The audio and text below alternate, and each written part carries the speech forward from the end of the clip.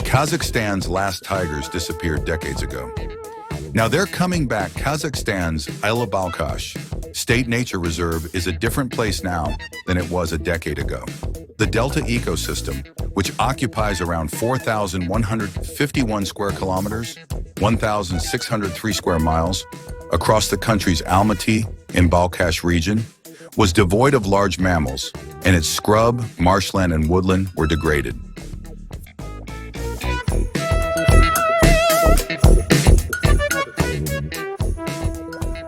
Fast forward to 2024, rare mammals like the Bukhara deer and the kulan, a type of wild ass, graze on vegetation, surrounded by over 50 hectares of restored forest. Now the region is about to welcome back an animal that hasn't been seen in the wild there for over 70 years, the tiger.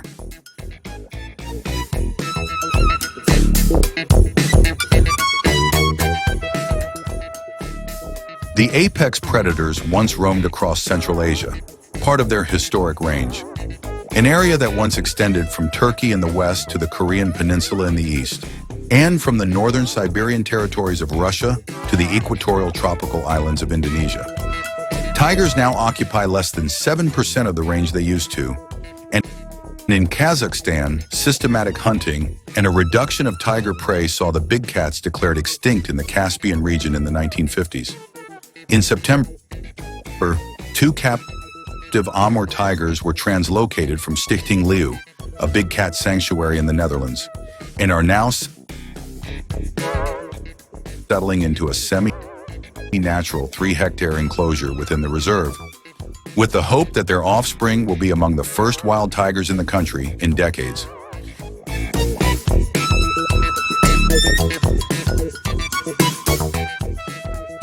These tigers were selected because they're very similar to what would have been found in the Caspian region before their extinction, says Stuart Chapman, lead of the Tigers Alive Initiative, WWF's coordinated network of tiger range offices, government bodies, partners, and communities. Amur tigers, typically found in Russia's Far East, have to survive hot summers and freezing cold winters, which is a similar climate to the Balkhash region. The 2 tigers, called Bodana and Kuma, were transported on land from the Netherlands to Germany, from where they took a 6-hour flight in the hold of a commercial plane to Kazakhstan, and then a 20-minute helicopter ride to the reserve.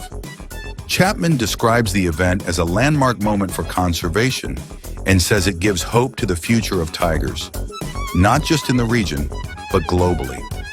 Tigers have been translocated within country boundaries, and zoo tigers cross international borders all the time, but that's for them to remain in captivity, says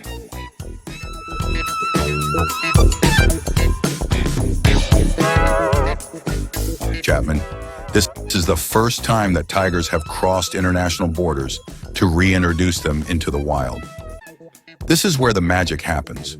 While the tiger's journey from the Netherlands to Kazakhstan was relatively quick, this trip has been decades in the making. Kazakhstan first announced its intention to bring back tigers in 2010.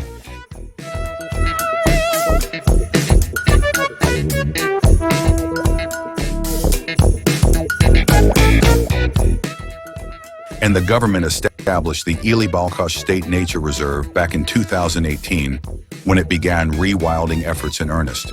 The efforts, supported by WWF and the United Nations Development Program,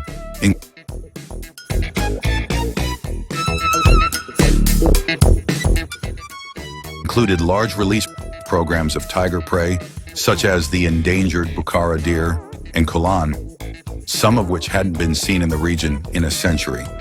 Strict hunting regulations were also put in place, which allowed the wild pig population to bounce back too, Chapman adds. Chapman says the political will, well-managed protected area, and local adherence to hunting regulations have enabled the success of the project. When you get a positive alignment of all those things, this is where the magic happens, he says. Bodana and Kuma were prepared in the months before the journey.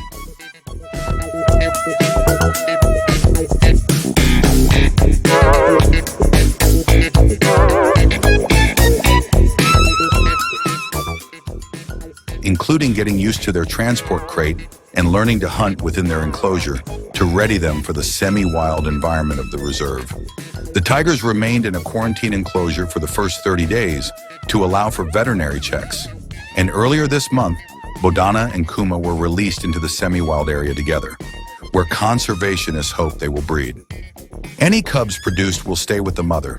The male will be removed from the enclosure once the female gives birth, and then they will undertake a program of rewilding where there will be no human contact, says Chapman.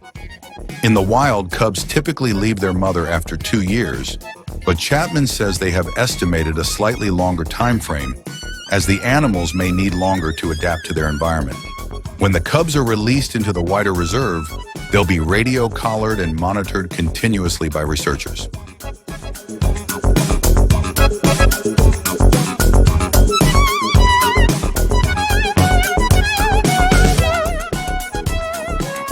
A second chance, Bodana and Kuma are just the beginning. At least 8 more tigers are expected to join the pair in the coming years, with the aim of having 50 wild big cats roaming the reserve by 2035. The work won't end there, though. Conservationists will have to manage human-wildlife conflict in the area. While there are no communities inside the reserve area, 4 villages are on the outskirts housing around 6,000 people. Education programs and compensation schemes have already been set up well in advance of the tiger release. And Chapman adds that by radio collaring the tigers, they will be able to set up an early warning system for the villages that has proved successful in populated areas of India.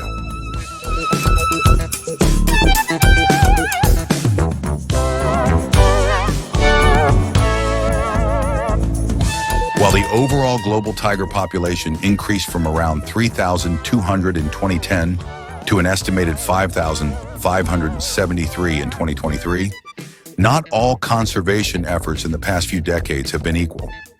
At the same time as Nepal tripled its population of tigers, they went extinct in Laos, and numbers continued to decline in Malaysia, Myanmar, and Indonesia. Tigers have lost an estimated 93% of their range, according to the IUCN.